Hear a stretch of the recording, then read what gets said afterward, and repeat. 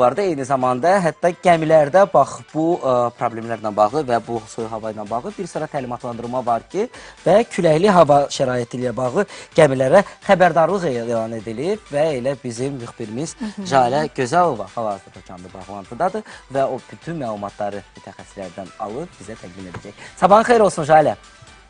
Salam, sabahınız xeyir olsun. Həmçinin telesər izləyicilərimizi də salamlayıram. Bəli, qeyd etdiyiniz kimi hazırda Dövlət Dəniz və Liman Agentliyindəyik. Ölkə ərazisində müşahidə olunan qeyri-sabit hava şəraiti ilə əlaqədar olaraq Xəzər dənizində hərəkət edən gəmilərə xəbərdarlıq olunub və eyni zamanda bu axşamdan etibarən küləyin daha da güclənəcəyi ehtimal olunur. Daha ətraflı məlumatları bizə Dövlət Dəniz və Liman Agentliyinin mətbuat katibi Pərvanə İmanova çatdıracaq. Pərvanə xanım, sabahınız xeyir. Buyurun, söz sizdədir.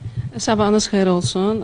Sizin də qeyd etdiyiniz kimi bugün axşamdan başlayaraq paytaxt ərazisində küləkli hava şəraiti müşahidə olunacaq və Xəzər dəniz akvatoriyasında müşahidə olunacaq şimal-qərb və şimal küləyi fevralın 5-i səhər saatlarına kimi davam edəcək və küləyin sürəti 18-23, arabir 25-30, açıq dənizdə isə 32-34 metr saniyəyə kimi yüksələcəyi gözlənilir. Dalğanın hündürlüyünün 3-4, sonraki inkişafda isə 5-7 metrə çatacağı proqnozlaşdırılır.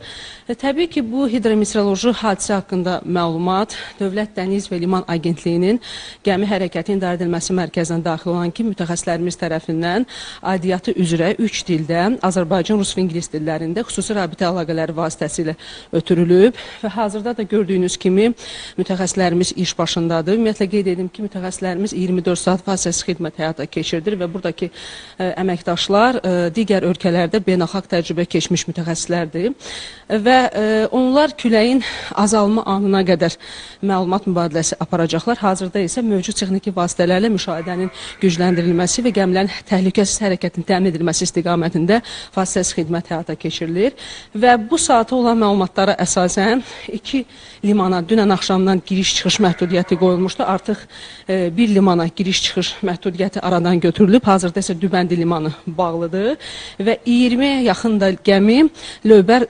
rayonlarına və sığınacaqlarına yerləşdirilib. Əməkdaşlarımız küləyin azalma anına qədər məlumat mübadiləsi aparacaqlar və gəmilərin hərəkətinin təhlükəsinin təmin edilməsi istiqamətində fasiləsiz xidmət həyata keçiriləcək. Təşəkkür edirik ətraflı məlumatlarınız üçün. Unutmayaq ki, qış fəslidir, hələ soyuq havalar qarşıdadır və hava şəraitindən asılı olmayaraq özümüzü qoruyaq və əhvalımızı da xoş tutaq. Bizim isə bu saata buradan çatdırmaq istədiyimiz məlumatlar bundan ibarət idi. Buyurun, söz yenidən sizdədir. Jalə, təşəkkürümüzü bildiririk və biz elə küləklə bağlı yaranan təhlükələr necə qarşısı alınmalıdır, xüsusilə gəmilərə edilən xəbərdarlıqla bağlı məlumat əldə etdik.